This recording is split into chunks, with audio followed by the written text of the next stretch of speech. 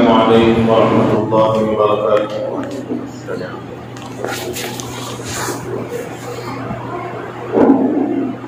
الحمد لله نحمده ونستعينه ونستغفره ونؤمن به ونتوكل عليه ونعوذ بالله من شرور أنفسنا ومن سيئات أعمالنا، من يهده الله فلا مضل له ومن يضلل فلا هادي له، ونشهد أن لا إله إلا الله وحده لا شريك له، ونشهد أن سيدنا ونبينا وسندنا ومولانا محمدا عبده ورسوله. أما بعد فأعوذ بالله من الشيطان الرجيم. بسم الله الرحمن الرحيم. شهر رمضان الذي أنزل فيه القرآن هدى للناس، صدق الله العظيم. وقال النبي صلى الله عليه وسلم: من صام رمضان إيمانا واحتسابا غفر له، أو كما قال عليه الصلاة والتسليم. اللهم صل على محمد في أول كلامنا، اللهم صل على محمد في أوسط كلامنا، اللهم صل على محمد في آخر كلامنا، اللهم أيدنا بتأييدك، اللهم أيدنا بتأييدك، اللهم أيدنا بتأييدك. میرے محترم بزرگ اور عزیز دوستوں، اور تعظیم سرمایہ روایت ملت،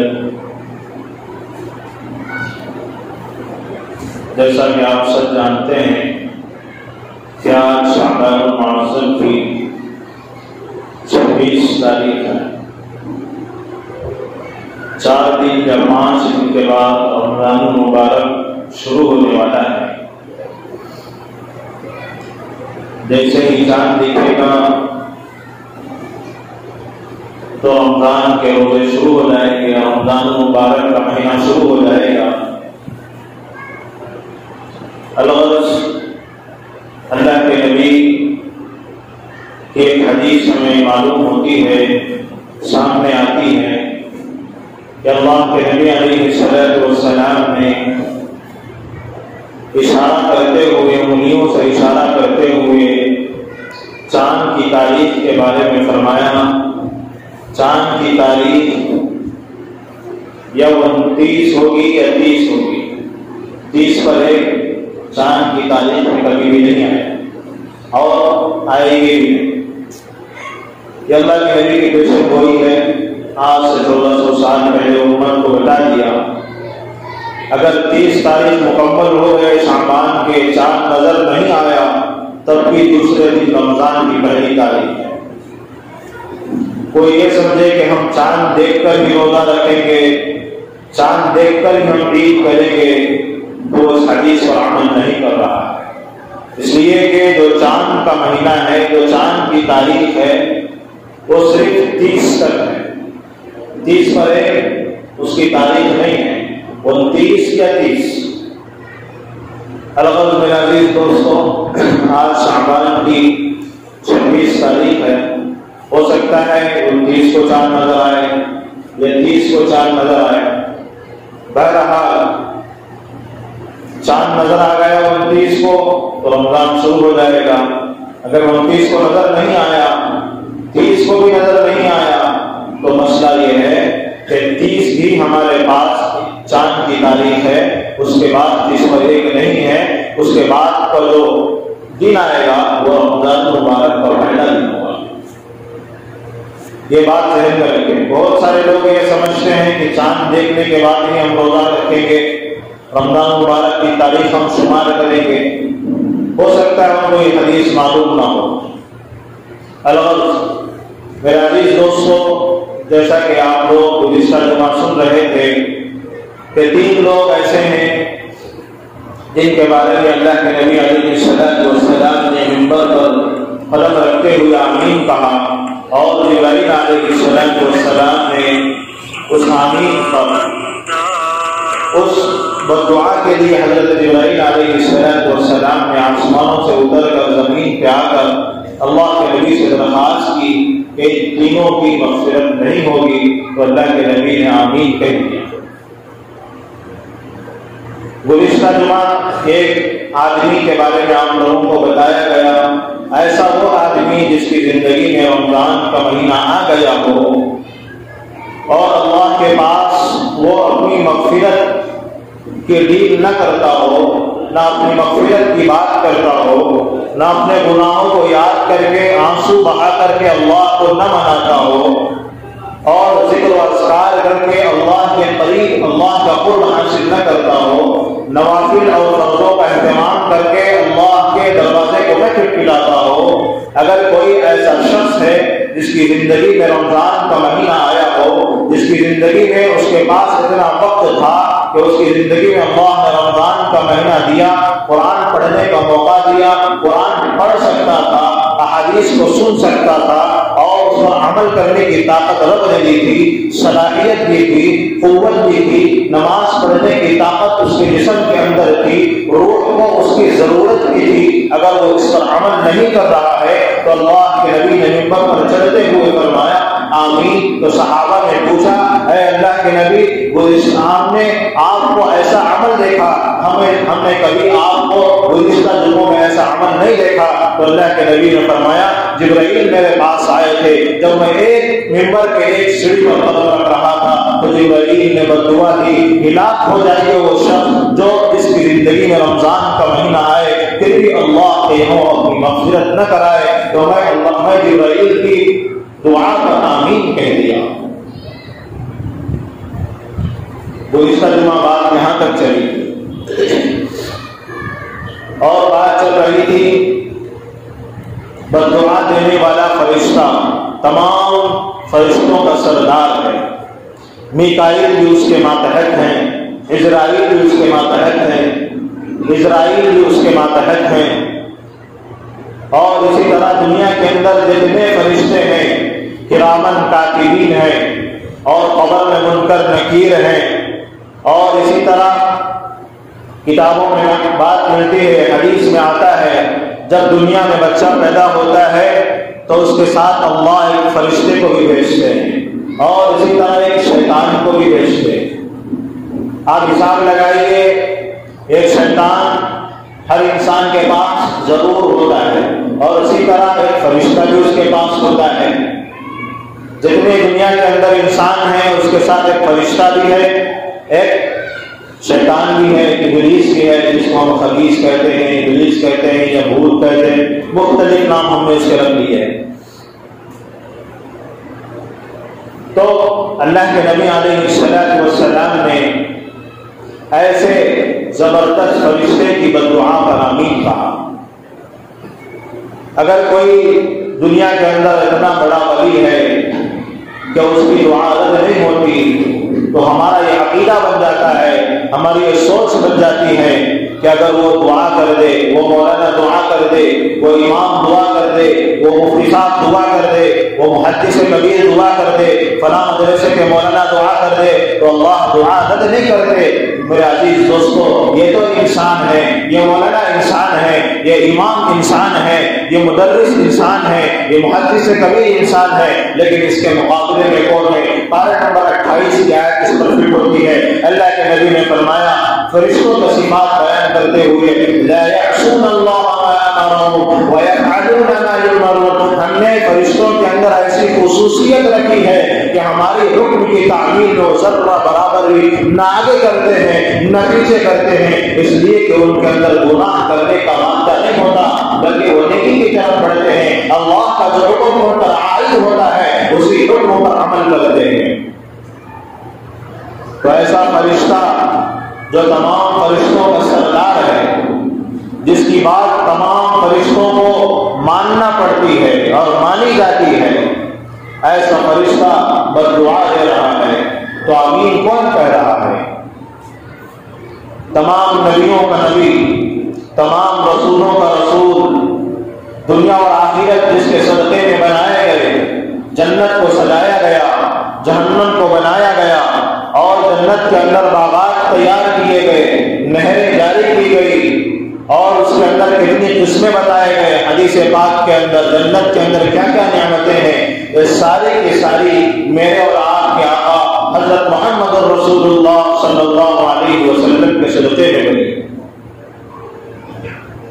ایسے نبی ایک امتی کے لیے، اس امتی کے لیے دعا پر آمین کہہ رہا ہے، اس پر دعا پر آمین کہہ رہا ہے کہ کتابوں میں لکھا ہے کہ اللہ کے نبی کے زمانے میں ایک یہودی کا انتقال ہو گیا تو اللہ کے نبی جو ہے رونے لگے۔ صحابہ نے پوچھا ہے اللہ کے نبی آپ کیوں رو رہے ہیں؟ وہ تو مسلمان نہیں ہے، وہ تو قرآن پڑھنے والا نہیں ہے، وہ تو آپ پر ایمان لانے والا نہیں ہے، وہ تو کلمے کو بلند کرنے والا نہیں ہے، وہ تو نماز پڑھنے والا نہیں ہے، آپ کے سنتوں پر عمل کرنے والا نہیں ہے، آپ کے طریقے کو اوڑھنے والا نہیں ہے، اس کی تحریر کے اندر ایمان کی شنگاری نہیں ہے، آپ کیوں رو رہے ہیں؟ تو اللہ کے نبی نے تعلیمی جملہ فرمایا، ہمیں وہ یاد کرنے کی ضرورت ہے۔ اللہ کے نبی نے فرمایا میرے ہوتے ہوئے، میرے زندہ ہوتے ہوئے، میں دھرتی پر رہتے ہوئے میرے سامنے ایک آدمی جہنم میں چلا گیا، ایسا رحم دل رکھنے والا نبی اس آدمی کے لیے بددعا پر آمین کہہ رہا ہے جس کی زندگی میں رمضان کا مہینہ آئے پھر بھی وہ اللہ کے یہاں مغفرت کی اپیل نہ کرے، مغفرت نہ ہو اس بندے کی۔ سوچنے کی بات ہے، اللہ کے نبی امتی سے کتنی محبت کرتے ہیں، اور دوسرا وہ شخص جس کے زندگی میں ماں باپ کا سایہ ہو، اللہ نے جسے ماں باپ کی دولت سے نوازا ہو اور اس کی زندگی میں اللہ نے ماں دی ہو یا باپ دیا ہو یا دونوں میں سے کسی دونوں کو رکھا ہو، اس کے پاس ان کی اطاعت کر کے جنت کا مستحق بننے کا وقت ہے اور وقت تھا۔ اگر کوئی آدمی ان کی نافرمانی کر کے، کوئی نوجوان ان کی نافرمانی کر کے، ان کی بات کو ٹال کر کے اور ان کو مار کر کے اپنی جہنم کو بنا رہا ہے یا اپنی جنت کو ٹھکرا رہا ہے تو اللہ کے نبی نے دوسری سلی پر رکھتے ہوئے آمین کہا تھا، وہی بددعا ہے۔ ہلاک ہو جائیے وہ شخص جس کی زندگی میں ماں باپ جیسی نعمت موجود ہو پھر بھی وہ ان کی قدر کر کے جنت کا مستحق نہ بنے تو ہلاک ہو جائے وہ شخص۔ اللہ کے نبی کی بددعا ہے۔ جو آدمی ماں باپ کی ناقدری کرتا ہے، ایک تو دنیا میں اس کی ماں باپ کی بددعا بھی ملتی ہے، دوسری یہ ہے کہ اس حدیث کی روشنی میں ہم دیکھیں تو نبی کی بددعا بھی ہے۔ جبرائیل علیہ السلام کی بددعا بھی اس آدمی پر ہے، اس نوجوان پر ہے، اگرچہ وہ کتنا ہی بڑا ہو، بینس اس کے پاس ہو، کاریں اس کے پاس ہو، مرسڈیز اس کے پاس ہو، لیکن اس کی زندگی میں ماں باپ تھے، اللہ نے اس کو موقع دیا تھا ان کی خدمت کر کے جنت کے مستحق بننے کا، لیکن کم علمی کی وجہ سے، کم ذرتی کی وجہ سے، جہالت کی وجہ سے اپنے ماں باپ کی نافرمانی کیا ہے تو اللہ کے نبی کی بددعا میں وہ بندہ شامل ہے۔ کبھی بھی اس کی زندگی میں سکون نہیں ہوگا، اگرچہ وہ مہینے میں 1 لاکھ روپے کمانے والا ہو، اگرچہ کہ وہ مہینے میں 10 کروڑ کمانے والا ہو، لیکن ماں باپ کی خدمت نہیں کیا ہے، ماں باپ کی دعا نہیں لیا ہے بلکہ بددعا لیا ہے، تو ماں باپ کی بددعا کے ساتھ وہ فرشتوں کے سردار حضرت جبرائیل کی بددعا لیا ہے۔ اور اللہ کے نبی جو تمام نبیوں کے نبی ہیں، تمام رسولوں کے رسول ہیں، ایسے نبی کی زبان سے آمین نکلا ہے، اس بددعا میں یہ آدمی بھی شریک ہے۔ ماں باپ کی نافرمانی آج ہمارے ماحول میں بہت زیادہ ہوتی جا رہی ہے۔ آپ حدیث مبارکہ اٹھا کر دیکھیے، قرآن اٹھا کر دیکھیے، جہاں اللہ کی اطاعت کا ذکر ہے وہیں اللہ کے نبی کی اطاعت کا ذکر ہے۔ اور ہمیں قرآن میں یہ بھی ملتا ہے کہ ماں باپ کی بھی اطاعت کی جائے۔ پارہ نمبر 15 کے اندر وَلَا تَقُلْ لَهُمَا أُفٍّ وَلَا تَنْهَرْهُمَا وَقُلْ لَهُمَا قَوْلًا كَرِيمًا۔ جب تم اپنے ماں باپ سے بات کرو تو اکڑ کر بات نہ کرو، اونچی آواز سے بات نہ کرو۔ وہ باپ تمہاری جوانی کو دیکھنے کے لیے ساری دنیا کے خاکوں کو چھان کر کے تمہاری دہلیز پہ لا کر کے نوارا ڈالا کرتا تھا، ایسا باپ تمہاری آنکھوں کے سامنے آج بوڑھا ہوا ہے کہ تمہاری جوانی کو سینچتے ہوئے بوڑھا ہوا ہے۔ تمہاری جوانی کی سوڑی پر قدم رکھتے ہوئے اس نے بڑھاپے کو چوما ہے۔ اس کی بہت ساری قربانیوں کے بعد بچہ جوان ہوتا ہے، اور اسی طرح ماں 9 مہینے ماں اپنی کوکھ کے اندر اس کو رکھتی ہے، اس کا بھی تذکرہ قرآن پاک کے اندر ہے، سورہ واقعہ کے اندر ہے، سورہ دہر کے اندر ہے، اور پارہ نمبر 29 کے اندر ہے، بہت ساری جگہ ہے، اور پارہ نمبر 9 کے اندر ہے، پارہ نمبر 16 کے اندر ہے، بہت ساری جگہ ماں کا تذکرہ ہے۔ کیا تم اس ماں کو بھول گئے ہو جس نے 9 مہینے اپنی کوکھ میں اٹھا کر کے تمہاری دیکھ بھال کی ہے؟ زیادہ سردی ہو جاتی تو گرم پانی پیا کرتی تھی، جب زیادہ گرمی ہو جایا کرتی تھی تو ٹھنڈا پانی پیا کرتی تھی۔ اللہ نے جو نظام چلایا ہے وہ ماں کے ذریعے سے چلایا ہے۔ دنیا کا جو نظام چلایا ہے ماں اور باپ کے ذریعے سے چلایا ہے۔ ہم جو دنیا کے پیٹ میں آئے ہیں وہ ماں کے پیٹ سے باہر آئے۔ الغرض میرے عزیز دوستو، بتانے کا مقصد یہ ہے کہ ماں باپ کی اطاعت ہمارے لیے ضروری ہے۔ ہم یہ نہ سمجھیں کہ ہم جوان ہو گئے ہیں، ہمارے پاس طاقت ہے، قوت ہے، صلاحیت ہے، مارنے کی بھی ہم طاقت رکھتے ہیں، جواب دینے کی بھی ہم طاقت رکھتے ہیں، ہمارے منہ کے اندر زبان ہے، ہم جو چاہے بول سکتے ہیں۔ ایسا نہیں میرے عزیز دوستو۔ وَلَا تَقُلْ لَهُمَا أُفٍّ، اپنے ماں باپ کو اف تک نہ کرو۔ اگر تم زبان رکھتے ہو تو اپنی زبان کو منہ میں ہی رکھو، اپنے ماں باپ کے سامنے نہ کھولو۔ اگر تم اچھی طرح بات کرنا آتا ہے تمہیں تو تم اچھی طرح بات نہ کرو اپنے ماں باپ کے ساتھ، اونچی آواز سے بات نہ کرو، نرمی سے بات کرو۔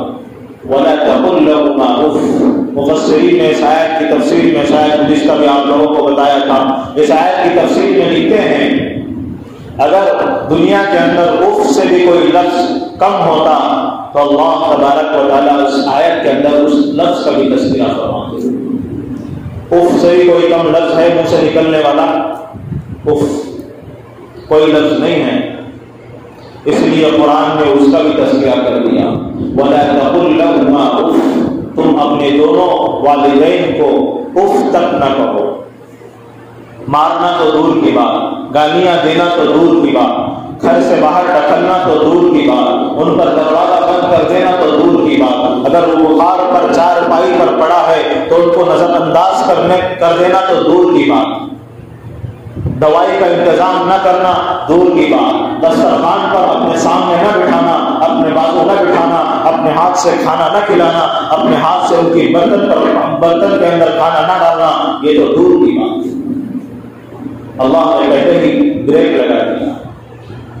مارنا تو دور کی بات، وَلَا تَقُلْ لَهُمَا أُفٍّ، اف تک نہ کہو۔ یا ایھا الذین آمنوا، آیت میرے ذہن سے نکل رہی ہے۔ الغرض میرے عزیز دوستو، انسان جو بنا ہے ماں اور باپ سے بنا ہے۔ أَمْثَالٍ نَبْتَلِيهِ فَجَعَلْنَاهُ سَمِيعًا بَصِيرًا، ہم نے اس کو ایسا بنایا ہے کہ وہ دیکھتا بھی ہے اور بولتا بھی ہے، سمجھتا بھی ہے۔ کیسا بنایا ہے؟ ہم پانی کے قطرے سے يَخْرُجُ مِن بَيْنِ الصُّلْبِ وَالتَّرَائِبِ، منی کا قطرہ اس سے مراد ہے، یخرج من بین الصلب، پارہ نمبر 30 سورہ طارق، یخرج من بین الصلب والترائب، ہم نے اس کو کیسے بنایا؟ خلق من ماء دافق، اچھلتے پانی سے بنایا۔ اس آیتوں کی تفسیر پڑھنا چاہیے، جو بولتا ہے اس کے پاس سننا چاہیے۔ ہمارے پاس قرآن کی نہ کوئی تفسیر پڑھنے والا ہے نہ بولنے والا ہے۔ اگر اس پر بات ہوئے تو بولتے ہیں کہ مولانا کوئی اور بات بول رہے، مولانا کوئی اور بات کیسا بولے؟ وہی بات بولے گا جو قرآن میں ہے، وہی بات بولے گا جو ہمارے معاشرے کو ضرورت ہے، وہی بات بولے گا جو ہمارے محلے کو ضرورت ہے۔ آج ہمارے محلے کو کسی کام والے کی ضرورت نہیں ہے، عالم کی ضرورت ہے۔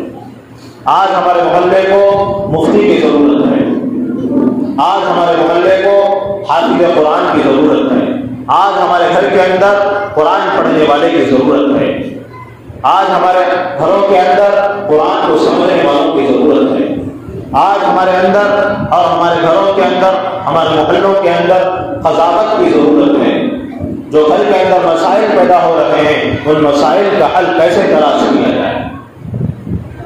جسم کے اندر، باڈی کے اندر جو بیماریاں پیدا ہو رہی ہیں اس بیماریوں کو ظاہر کرنے کے لیے ہمارے پاس ہاسپٹلس موجود ہیں، ڈاکٹر موجود ہیں۔ اگر کوئی ہمارا گھر کا فین خراب ہو گیا تو اس کو دیکھنے والا ہمارے پاس موجود ہے، کوئی پلنگ خراب ہو گیا تو اس کو دیکھنے والا ہمارے پاس موجود ہے، فریج خراب ہو گئی اس کو دیکھنے والا ہمارے پاس موجود ہے، اے سی خراب ہو گئی اس کو دیکھنے والا ہمارے پاس موجود ہے۔ ہمارا عقیدہ خراب ہو رہا ہے اسے دیکھنے والا کوئی نہیں ہے، ہماری نماز خراب ہو رہی ہے اسے دیکھنے والا کوئی نہیں ہے، ہمارا روزہ خراب ہو رہا ہے اسے دیکھنے والا کوئی نہیں ہے، ہمارے پائجامہ، ہمارا پتلون ہمارے ٹخنوں سے نیچے جا رہا ہے اسے دیکھنے والا کوئی نہیں ہے، ہمارے جسموں سے نبی کی سنتیں گھر کی چلی جا رہی ہے، نبی کی سنتوں کا جنازہ نکل رہا ہے اسے دیکھنے والا کوئی نہیں ہے، اس پر ہاتھ رکھنے والا کوئی نہیں ہے، اسے بتانے والا کوئی نہیں ہے۔ بتاؤ میرے عزیز دوستو، ہمارے محلے کو کس چیز کی ضرورت ہے؟ ابھی کب آئے گا وہ زمانہ اور کون بولے گا یہ باتیں آپ کو؟ میرے عزیز دوستو، ہر گھر میں ایک حافظ قرآن ہو، ہر گھر میں ایک عالم دین ہو۔ ایک بات میں آپ کو بتاتا ہوں، یہ واقعہ میں گزشتہ تقریباً 1 سال ہو گیا آپ لوگوں کو بتا کر، حضرت عمر رضی اللہ عنہ کا، حضرت عمر رضی اللہ عنہ کو فجر کے وقت میں ابو لولو فیروز نے چھرا کھونپا تھا پیٹ کے اندر۔ شاید آپ لوگوں کو یاد ہے یا یاد نہیں ہے، مجھے تو اچھی طرح یاد ہے، 2 مرتبہ میں آپ لوگوں کو یہ واقعہ بتایا ہوں، سال گزر گیا ہے۔ ابو لولو فیروز فجر کے وقت میں دشمنی رکھ کے حضرت عمر رضی اللہ عنہ کو چھرا لا کر کے گھونپ دیا تھا فجر کے اندر، نماز چل رہی تھی۔ تو حضرت عمر رضی اللہ عنہ جیسے ہی چھرا پڑا 2-3 مار پڑے، ایک ہی مرتبہ نہیں 2-3 مار پڑے، اور وہ چھرا صرف ایسے ہی نہیں لے کر آیا تھا بلکہ زہر کے اندر ڈبا کر کے لایا تھا۔ چھرا ایسے ہی مارنا الگ ہے، زہر میں ڈبا کر لا کر مارنا الگ ہے۔ اس کے اندر 2 اثر ہیں، ایک زہر کا اثر، ایک چھرے کا اثر۔ لہذا ابو لولو فیروز فجر کی نماز حضرت عمر پڑھا رہے تھے، امیر المؤمنین تھے، خلیفہ تھے، بادشاہ تھے مسلمانوں کے، فجر کا وقت تھا، نماز پڑھا رہے تھے۔ ابو لولو فیروز چھپا ہوا تھا، نماز شروع ہو گئی تو ابو لولو فیروز آیا، چھرا کھونپ دیا 2-3 مرتبہ، حضرت عمر جو ہے مصلی سے گر پڑے۔ پیچھے جو صحابی رسول ٹھہرے تھے حضرت عبد الرحمن بن عوف رضی اللہ عنہ، جو قرآن کا علم رکھتے تھے، حدیث کا علم رکھتے تھے، انہوں نے آگے بڑھ کر نماز پڑھائی۔ نماز توڑ دیے مسلمان اس وقت، نماز توڑ دیے، صحابہ نے نماز توڑی نہیں توڑی۔ میں اس واقعے کو سامنے رکھ کر ایک مسئلہ آپ لوگوں کو بتانا چاہتا ہوں۔ یہ مسئلہ کتابوں میں بھی ہے، آپ کسی بھی عالم سے پوچھیں، کسی بھی مفتی سے پوچھیں، اگر کوئی محلے کے امام کو پیشاب کی ضرورت پڑ گئی، نماز پڑھا رہا ہے، نماز کے اندر اتنا زور سے پیشاب آ رہا ہے کہ وہ آگے نماز نہیں پڑھا سکتا، تو پیچھے ایسے لوگ کھڑے ہونا چاہیے کہ امام پیچھے ہاتھ ڈال کر کھینچ کر مصلی پر کھڑا رکھے، وہ ایسا شخص ہو جو امامت کے مسائل کو جانتا۔ بتاؤ میرے عزیز دوستوں، پورے کرنول کے اندر بلکہ پورے ہندوستان کے اندر سامنے سب میں کھڑے ہونے والے کیا عالم ہیں؟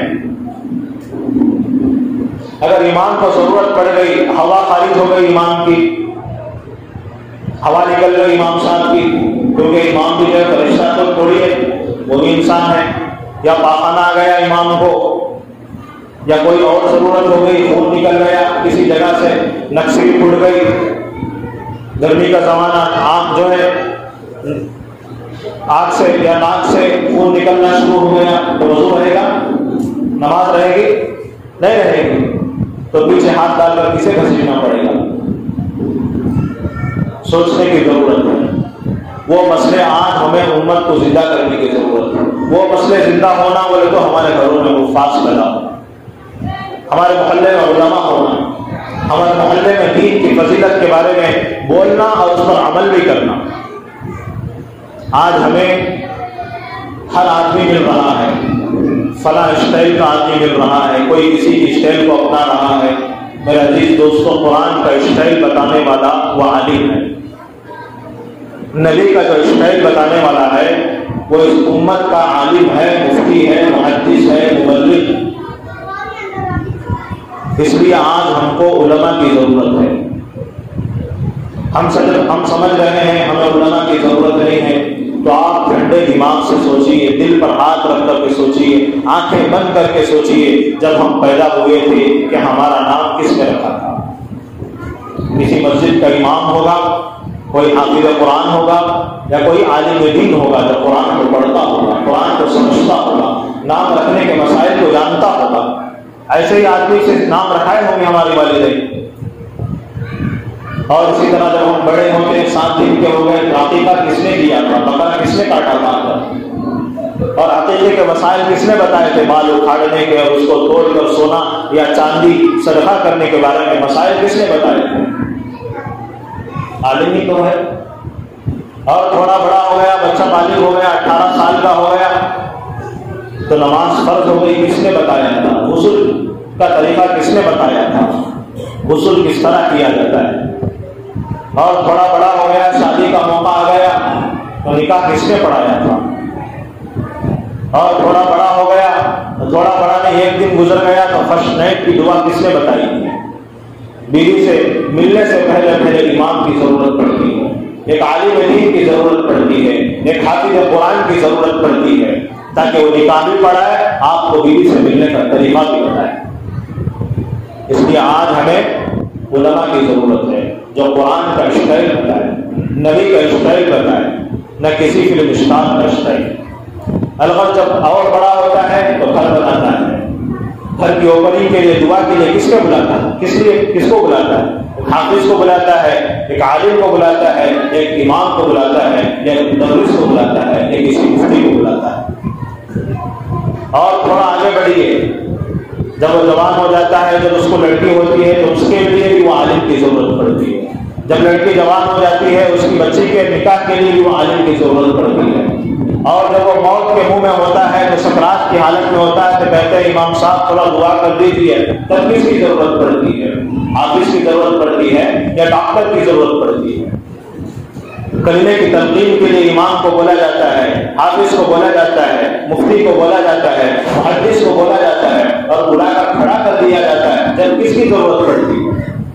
حافظ کی ضرورت پڑتی ہے، عالم کی ضرورت پڑتی ہے، جو قرآن کو پڑھنے والا اور قرآن کو سمجھنے والا۔ اور اسی طرح جب انتقال ہو جاتا ہے تو سنت طریقوں پر نہلانے کے لیے کیا ڈاکٹر کی ضرورت ہوتی ہے؟ عالم کی ضرورت ہوتی ہے، عالم کی ضرورت ہوتی ہے سنت طریقے پر نہلانے کے لیے۔ دنیا میں آنے سے پہلے عالم کی ضرورت، دنیا کے جانے کے بعد بھی عالم کی ضرورت ہے۔ بلکہ حدیث پاک کے اندر آتا ہے، اللہ کے نبی نے فرمایا جب جنتی جنت میں داخل ہو جائیں گے، اللہ رب العزت ان کو ہر چیز عطا فرمائیں گے، تو اللہ سوال کریں گے، اے جنت میں رہنے والے جنتیوں، اور کوئی چیز کی تمنا ہے تو بتائیے۔ تمام جنتی کہیں گے، اے اللہ آپ نے ہر چیز عطا فرمائی ہے، نہریں دی ہیں، لڑکیاں دی ہیں، حور دیے ہیں، حور عین دیے ہیں، اور تمام چیزیں آپ نے دے دی ہیں، اور کیا چیز کی ضرورت ہمیں ہے؟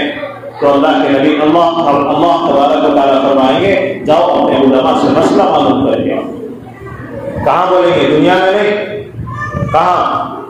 جنت میں۔ جنت میں جانے کے بعد کس کی ضرورت پڑ رہی ہے؟ عالم دین کی ضرورت پڑ رہی ہے۔ چنانچہ جس آدمی کو جس عالم سے دنیا میں محبت ہوگی وہ اس عالم کے پاس یا اپنے محلے کے کسی امام کے پاس جائے گا اور مسئلہ معلوم کرے گا، پوچھے گا اللہ نے ہم سے سوال کیا تھا کہ آپ اور کیا چیز چاہیے، ہم نے کہا تھا اے اللہ آپ نے ساری چیزیں عطا کر دی، لیکن اللہ نے آپ کے پاس بھیجا ہے ایک چیز ہے، وہ کیا ہے ہمیں معلوم نہیں ہے، اے امام صاحب، اے عالم صاحب، اے مفتی صاحب، آپ ہمیں بتا دیجیے کون سی چیز۔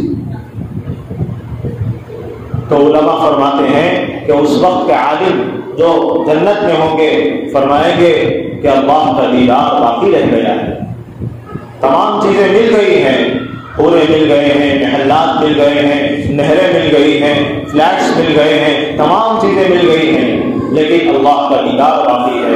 یہ مسئلہ معلوم کرنے کے لیے کب آئیں گے؟ جنت میں آئیں گے۔ کس کے پاس آئیں گے؟ عالم کے پاس آئیں گے، دنیا میں نہیں۔ اس لیے دنیا کے اندر علماء سے محبت کرنا سیکھو۔ علماء سے دور ہوں گے تو علماء کا خیال بھی جانے والا نہیں ہے، علماء کا کچھ بھی بگڑنے والا نہیں ہے۔ اس لیے آپ لوگ جو علماء سے دور ہوتے ہیں ان کا بگڑنے والا ہے، اس لیے اپنی زندگی کو علماء سے متصل کرے، علماء کے ساتھ ملے اور اٹھتے بیٹھتے رہے، ان سے مسائل پوچھتے رہے، اپنی عقیدے کو درست کرتے رہے، اپنے مسائل کو درست کرتے رہے۔ الغرض میرے عزیز دوستو، میں حدیث پاک سنا رہا تھا، اللہ کے نبی علیہ السلام جو دوسری سوری پر قدم رکھے تو فرمایا آمین۔ صحابہ نے پوچھا دوسری وہ کس لیے آمین کہی تھی؟ تو اللہ کے نبی نے فرمایا ایسا وہ آدمی جس کی زندگی میں ماں باپ عطا کیے گئے ہوں لیکن وہ اپنے ماں باپ کی اطاعت کر کے، اپنے ماں باپ کی فرمانبرداری کر کے وہ جنت کا مستحق نہ بنتا ہو تو ایسا شخص ہلاک ہو۔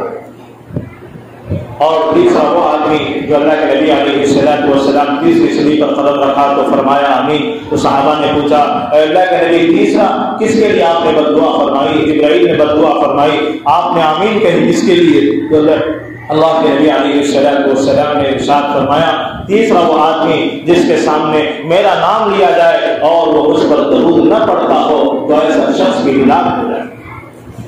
اس لیے ہمیں چاہیے جب بھی اللہ کے نبی کا نام ہمارے پاس لیا جاتا ہے تو درود پڑھنا چاہیے، درود پڑھنا چاہیے۔ یا اتنا موقع نہیں ہے کہ پورا درود پڑھ سکے تو صلی اللہ علیہ وسلم ضرور پڑھنا چاہیے، پڑھیں گے انشاءاللہ۔ اور ماں باپ کی بھی اطاعت کرنا ہے، اور رمضان مبارک کا جو مہینہ آ رہا ہے اس کا استقبال کس طرح کرنا ہے آپ لوگوں کو بتایا گیا۔ اللہ رب العزت ہم سب کو عمل کرنے کی توفیق نصیب فرمائے، آمین۔ وآخر دعوانا الحمد للہ رب العالمین۔ سنت